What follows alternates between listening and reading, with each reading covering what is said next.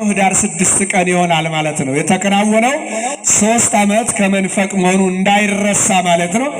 በስደት ወቅት ግን ኢትዮጵያ ልዩ ባለውለታ እንደሆነች ይናገራል። እሷን ጥቂት ልበል። እንደምን አረፈዳችሁ። ከኢየሩሳሌም ይልቅ ከግብፅ ይልቅ ኢትዮጵያ በክርስቶስ እና በድንግል ማርያም በኩል ልዩ ታሪክ አላት። እንዳውም አባቶቻችን ኢትዮጵያውያንና ድንግል ማርያምን ክርስቶስን እንደ ሰርጀሪ ቢደረጉ በቀጥታ ከላይ ከፍ ብለው ክርስቶስ እታች ወረድ ብለው ማርያም ማርያም ይላል ሰውነታቸው ነው የሚሉት። ካመናችሁበት እናንተ መስክሩ፣ ካላመናችሁ ተዉት። አላመኑም።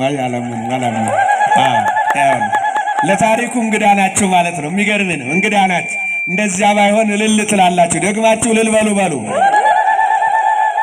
ስለዚህ በዚህ መንገድ እንግዲህ ጠቅልል ያለ ሐሳብ ተፈጸመ። የመጨረሻው መጠናቀቂያው ነውና እንደ ወንጌሉን ጥቂት እንመልከተው። ምዕራፍ 5 ላይ ቁጥር 25 ላይ ወበእንተ ዝእብለክሙ ይትተክዙ ይላል። ሐሳቡን እንደው ግዕዙን ለመናገር ጊዜ ያጥራል።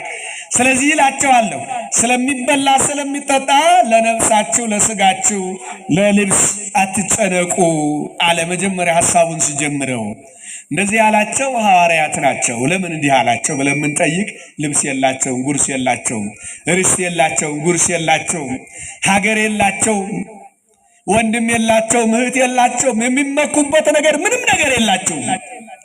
ስለዚህ ሰው ደግሞ ከሌለው ይጨነቃል። የሚበላ ከሌለው ሰው ይጨነቃል። የሚጠጣ ከሌለው ሰው ይጨነቃል። የሚለበስ ከሌለው ይጨነቃል። ማደሪያ ከሌለው ሰው ይጨነቃል። ሳይንሱ 3 ነገር ያስተባብራል። ወንጌል ማደሪያን አይጠቅስም፣ መብል መጠጥን ግን ይጠቅሳል። በደንብ አስተውሉ ኢትዮጵያውያን። ጭንቀታቸው ክርስቶስ ከዓለም ለይቷቸዋል። ምክንያት እናቴን ለይቶ፣ አባቴን ለይቶ፣ ሀገሬን ለይቶ፣ ገንዘቤን ለይቶ፣ ከዘመዶች ለይቶ ምን ሊያበላኝ ነው አይነት ነው ሐሳቡ። ምን ሊያበላን ነው? ልክ ናቸው። ክርስቶስ ሲታይ 3 ክንድ ከስንዝር ነው። ምንም የለ፣ እጁ ላይ ባዶ ነው። ምንም የለው። ልብ በሉ፣ ምንም የለው። አንዲት ቀሚስ ብቻ ነች ያለችው። ከቤተልሔም እስከ ቀራንዮ ድረስ የተጓዘች ቀሚስ፣ እሷም የምታድግ ናት አብራ። እንደኛ ልብስ አትቆሽሽም። ደግሞ የሚገርመው ነገር ሳሙና ያስፈልጋት፣ አትቀደድ፣ አታጥረው፣ አትረዝመው። በልኩ ያደገች ቀሚስ ብቻ ነች ያለችው። ሌላ የለው፣ ምንም ነገር የለው። 3 ክንድ ከስንዝር ነው።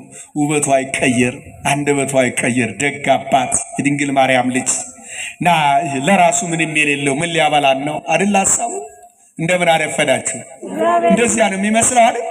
አትጨነቁ ያለበት ዋና ከሐሳብ አስቀድሞ እንግዲህ ወዘእንበለ ንስሐ አሎ ቅዱስ ጳውሎስ ይሁ ፍትወተነ ከሐሳብ አስቀድሞ የሰውን ልቦና መርምሮ የሚደርስ ነውና ከጥያቄያቸው በፊት ጥያቄያቸውን መለሰ። እዚህ ያላችሁ ሁላችሁ የተለያየ ጥያቄ አላችሁ። የምታጉረመረሙትን ጥያቄ መልሶላችሁ ለምስክር ያንጣችሁ እግዚአብሔር። ድንግል ማርያም ቃል ኪዳኗ ይመልሳችሁ። እርግጠኛ ነኝ። ይችን ቦታ ተመልከቷት፣ እንመጣበታለን። ተመልከቷት። ይቺ ቦታ ባለ ታሪክ ናት። ይቺ ቦታ ለድህነት የተዘጋጀች ቦታ ናት። በእውነት እግዚአብሔር ትልቅ ስራ የሰራባት ያላት ቦታ ናት። አክብሯት ቦታዋን ክርስቲያኖች ከገባችሁ በእውነት። ስለዚህ ስለሚበላ ስለሚጠጣ እየተጨነቁ ነውና ለምንድን ነው የተጨነቃችሁት ይላቸዋል ማለት ነው። እስረኛን የሚበለን ብዙ ነገር ያስጨንቀን የለም? ሰላም ያስጨንቀናል አይደል? የለማ ኢትዮጵያ ላይ ሰላም የለም እኮ። ዝም ብሎ አፍ ላይ ነው እኮ ሰላም የለም። ፍቅር አፍ ላይ ነው፣ ሰላም የለም። አንድነት አፍ ላይ ነው፣ የለም። በውስጣችን እኮ ሸፈተ እኮ ገሰገሰ። አፋፍ ላይ ያለ ይመስላል ያመልጠን። ፍቅር፣ ሰላም፣ አንድነት፣ መግባባት፣ መደማመጥ ከውስጣችን ገስግሶ ሊወጣ ሊያመልጥ ያኮበኮበ ያለ ይመስላል። ስለዚህ ስለሚበላ ለምን ተጨነቃችሁ አላችሁ። እንዴት አንጨነቅም? የት አለ? ስንቅ የለ። ይኸው አንተ ያዩታል እኮ ያው የሚታይ አይደለ? ክርስቶስ 3 ክንድ ከስንዝር አይደል? ያዩታል። የሚበላ የለ። ምን እናርግ ታዲያ ነው ሐሳቡ። ቆይ እስኪ አንድ ጥያቄ ልጠይቃቸው አላቸው። እዛው ላይ እኔ የምለው አላቸው እዛው ላይ ከመካከላችሁ እስኪ አንደኛችሁ ና አለ። በስዕል ላሳያችሁ። ሉሲ መምሬ ፈቃደኛ ከሆነ ነው ቆም ይበሉ። እንደምን አረፈዳችሁ። ይህን ቄስ ተመልከቷቸው። እያያችኋቸው ነው። አሁን እሳቸው ወይ ጴጥሮስ ናቸው ወይ እንድርያስ ናቸው። ልብ በሏቸው። እንደዚህ ያየና ክርስቶስ አንተ ቄስ አለ ማለት ነው፣ እንዲገባችሁ ብዬ ነው። ወይም አንተ ጴጥሮስ አለው። ጭንቀቱን አየና በቁመትህ ላይ ትንሽ ጨመር አድርግበት አለው። አይቻልም ማለት ወንጌሉን የምነግራችሁ አነቡት። እንደገና ወደ ታች እሺ አጠር በላለሁ። አይቻልም። ማጠርም አትችል፣ መርዘም አትችል። ታዲያ በቁመትህ ላይ መጨመር ካልቻልክ፣ መቀነስ ካልቻልክ ምኑ ላይ ነው ጭንቀቱ? ቁጭ በሉ፣ እግዚአብሔር ያክብርልን። ምኑ ላይ ነው ጭንቀቱ? በቁመትህ መጨመር ካልቻልክ፣ መቀነስ ካልቻልክ እንዴ ይኸውልህ ማሳጠር የምችለው እኔ ነኝ፣ ማስራዘም የምችለው እኔ ነኝ አለና ለዚያው ስለሚበላ ስለሚጠጣ ስትጨነቅ አንተን ማብላት ይሻላል መፍጠር ይላል፣ ይጠይቃል። ከመብል ከመጠጥ ማንኛው ነው የቀደመው? ምእመናን የላችሁም እንዴ? ልጃችሁ የጮኸው ከወለዳችሁት በኋላ ነው አይደል? ከዚያ በኋላ ነው ጡት የሚያስፈልገው አይደል? ይላል አይደል? ሲወጣ መሬት ሲነቃ አስፈልጎት ማለት ነው። 9 ወር ከ5 ቀን የሰውነታችን ክፍል ታውቁታላችሁ? እምብርት የሚባለውን ታውቁታላችሁ? 9 ወር ከ5 ቀን መመገቢያ ይባላል እሱ። ከዚያ በኋላ ሲወለድ እትብት ተብሎ ለምን እንደሚቋጠር ታውቁታላችሁ? አገልግሎቱ አበቃ ነው እኮ መዘጋቱ። ይቋጠራል አይቋጠርም? ሊቀስይ ማለት እንትኑ ዶክተር ስለሆነ የሚያጠራቅቀው አያዩም እኮ። አሁን ችግር ነው፣ አያዩም። ያው ዝም ብለው እንቺ ውሰጂ ነው የምትባየው መሰለኝ። ችግር እኮ ነው። አይጉድ አይጉድ! ታሪክ እኮ እየተበላሸ ነው። ማርያም በጣም የሚገርም እኮ ነው። ስለዚህ እናንተን መፍጠር ይበልጣል። ስለሚበላ ስለሚጠጣ ትጨነቁ። እናንተን መፍጠር ይበልጣል ማለት እናንተን የፈጠርኩ ስለሚበላ አልታማም፣ ስለሚጠጣ አልታማም፣ ስለ ልብስ አልታማም። አትጨነቁ። እንዳውም አይመለከታችሁም።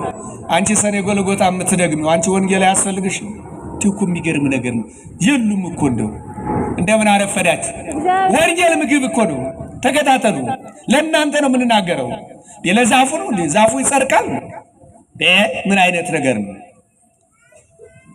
ስለዚህ ስለሚበላ ስለሚጠጣ ከነገራቸው በኋላ ስለሚበላ 24 ሰዓት የሚያስቡትን ምሳሌ አሕዛብን አመጣላቸው። ማንን አመጣላቸው? ያልተጠመቁ ማለት ነው። በልምድ የሚኖሩትን እንደ ስጋ ፈቃድ የሚመላለሱን ጠራና እነዚህንማ አሕዛብም ያደርጉት እንደዚህ በስዕል እነዚህ አያቸዋቸው። የመንገድ ላይ ሆነው ዝም ብሎ የአራት ማዕዘን እንትን የሚሉ እነዚህን አያቸዋቸው። ከእነዚህ የተሻለ ህይወት እኮ አላችሁ እናንተ፣ እኔን ተከትላችኋል አላቸው ማለት ነው ክርስቶስ። ይሄን ካላቸው በኋላ እሺ ምንድነው ሊያስጨንቀን የሚገባው አይደል? ሐሳቡ አንተም ያስፈልጋል። እንደምን አረፈዳችሁ? እግዚአብሔር ይመስገን። ምንድነው ታዲያ ልንጨነቅ የሚገባው? ተመልከቱት ሐሳቡ። አንተም ውሰ መቅድመ ህሱ መንግስቶ ወጽድቆ ወዘንተሰ ኩሎ ይትየሰከክሙ ይላል ማለት ነው። የምንጨነቅበትን ጉዳይ እንደዚህ አላ። እስካሁን የተጨነቃችሁበት ደራጎት ማለት በራት ላይ ጭማሬ። ለምሳሌ እንጀራ አንድ እንጀራ ተደርጎላችሁ ቆሎ እንደምን አመሻችሁ። ቆሎ ይሄ መቅሰስ ወይ መቆያ እንደሚባለው መደበኛው እናንተ የሚያስፈልጋችሁ መንግስቱንና ጽድቁን ፈልጉ ማለት መንግስቱ ማለት ሃይማኖት ማለት ነው። ጽድቅ ማለት ደግሞ ልጅነት ማለት ነው። ይሄ ነው የሚጠበቅባችሁ ከናንተ። ሌላው ተጨማሪ ነው ማለት ስለ እንጀራ ልታማም አለና የሚያስፈልገንን ግን መንግስቱን መፈለግ እንዲገባን ጠቀለለ ማለት ነው። የሚያስፈልገን መንግስቱን መፈለግ እንደሚገባን መንግስቱን መፈለግ እንደሚገባን ነገረን ማለት ነው። መንግስቱን ማሰብ እንዲገባን ክርስትናችን መጠበቅ እንዲገባን በሐዋርያት ላይ አድሮ እኛንም ወቀሰን፣ ነገረን፣ ከገባን በልኩ እንድንኖር ማለት ነው። አሁን እንደዚህ ብሎ ትምህርቱን ይጠቀልላል። ርዕሰ ጉዳያችን ግን ልብ በሏት። ምንድነው ያለው ርዕሰ ጉዳያችን? የሜዳ አበቦች እንዴት እንደሚያርጉ ልብ ብላችሁ ተመልከቱ። ምን ብላችሁ ተመልከቱ? አይሰማኝም። ልብ ብላችሁ ተመልከቱ ማለት ምን ማለት ይመስላል? ልብ ብላችሁ አስተውሉ ማለት ነው። ግንዛቤ ይኑራችሁ ማለት ልባችሁ ወዲያ ወዲህ አይበል ማለት ነው። አሁን የሜዳ አበባ ማለት የዱር አበባ ማለት ነው። አበባ ማለት ምን ማለት ነው? አበባ ቤተክርስቲያናችን 4 አይነት ትርጓሜ ያለው። አንደኛው አበባ ማለት ራሷ እምዬ ቅድስት ድንግል ማርያም አበባ ትባላለች። ሁለተኛው ልጇ አበባ ይባላል። ሶስተኛ እቺ ቤተክርስቲያን አበባ ትባላለች። አራተኛ ይሄ የተሸከምነው መስቀል አበባ ይባላል። እነዚህን ተመልከቱ፣ እንዳትለቁ ነው ሐሳቡ። አሁን እነዚህ ናቸው አዋጮች የኛ ማለት ነው። የኛ አንገብጋቢ ጉዳይ እነዚህ ናቸው። የሜዳ አበቦችን ተመልከቱ ማለት እነዚህ ጎተራ የላቸውም፣ ርስ የላቸው፣ ጉርስ የላቸው፣ መሳፈሪያ የላቸው። ውበታቸውን ግን ተመልከቷቸው እንዴት እንደሚያምሩ ነው ሐሳቡ። እንዴት እንደሚያምሩ እነዚህ ዛሬ አበበው ነገ የሚደርቁትን ይህን ያለ ውበት ከሰጠኋቸው ለእናንተማ የማልጨነቅ ይመስላችኋል? እናንተን ፈልጌ ሰው ሆኜላችኋለሁ አለ። አክብሩት እባካችሁ ከገባችሁ ማለት ነው ሐሳቡ ማለት ነው። ስለዚህ እምዬ ቅድስት ድንግል ማርያም አበባ ትባላለች። በጣም ብዙ ሀተታ ማውሳት እንችላለን። ዝም ብለን ግን ኢሳይያስ 11 ላይ ያለውን አንባችሁ ወሰዱት። ሁለቱም እዚያ ላይ በሁለቱ ምን ነው እንዴት አይፍዝዝ አሉብኝ፣ ግራ ገባኝ። አበባ ይጠገባል አይጠገብም? ድንግል ማርያም አትጠገብም ማለት ነው። ፍቅሩ አይጠገብም፣ እናትነቱ አይጠገብም፣ ንጽህናው አይጠገብም፣ ቃል ኪዳኑ አይጠገብም፣ አይሰለችም፣ በቃኝ አይባልም ማለት ነው። ሐሳቡ ይሄ ነው። አንደኛ። ሁለተኛ ልጇ አይጠገብም። እንደው እሲ መጽሐፍ ቅዱስ ላስደግፍላችሁ በደንብ እንገባችሁ። ይሴኒ ለሃዩ ሙልደጓ ለማያው የድንግል ማርያም ልጅ ደምግባቱ ከሰው ልጅ ይበልጣል ማለት ቆንጆ ነው ማለት ነው። ቆንጆ ሰው ይጠገባል? አይጠገብም። ምን ነው ዝም አላችሁ? አይጠገብም። እንደዚህ አመላችሁ ውሰዱት። ውበቱን ይሁን አይጠገብም።